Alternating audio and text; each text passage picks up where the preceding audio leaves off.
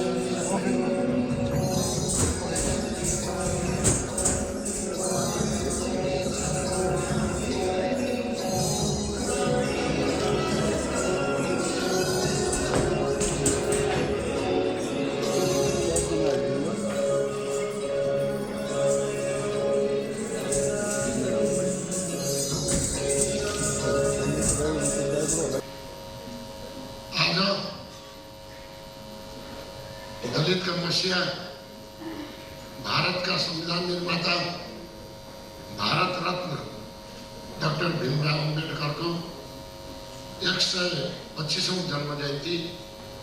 So from that point of view, I feel what Ambedkar has been saying when he was alive is still very valid for Nepal. Because Nepal has in fact gone through the same process which India went nearly 70 years back. Nearly 70 years back, they got secularism, they got federalism, they got republic, which we are getting it now. And at that time, Ambedkar was also worried that once the political achievement has been achieved, now it is time to empower people so that their productivity can be increased and it can lead to economic revolution.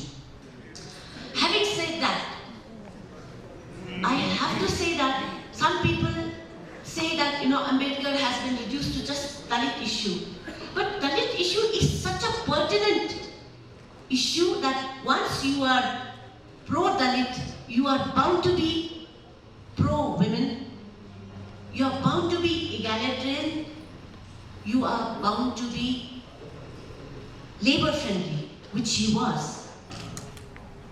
Bharat का बड़ा ठुला विद्वान जसले त्यो देशको संविधान बनाउन सक्यो र संविधानमा आएका सम्पूर्ण व्यवधानहरूलाई That someone born as India's untouchable could rise to be the giant among scholars, the sterling statesman, the constitution giver, and above all, the messiah of masses, the likes of which have never been seen in the history. His paper, Janata, carries the news titled Victory to Ambedkar in Nashik, ended at Dadar Crematorium. A commemorative monument called the Chaitya Bhumi stands at the place where his mortal remains were consigned to flames.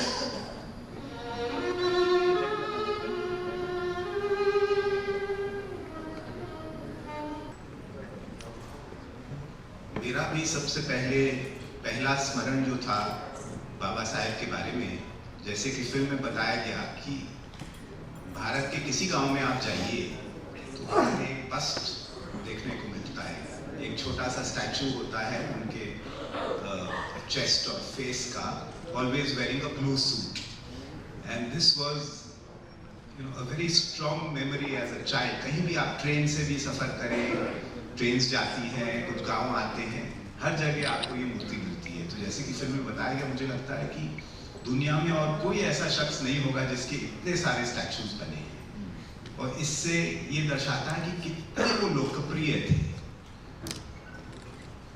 और जब आज की तारीख में हम स्मरण करते हैं बाबा साहब डॉक्टर अंबेडकर का, तीन चीजें दिमाग में आती हैं, मन में आती हैं। क्या है वो तीन चीजें? जब हम बड़े हुए तो पता चला कि he is the father of the Indian constitution. हम लोग जितने भी सरकार में काम करते हैं, we take the oath to serve our constitution.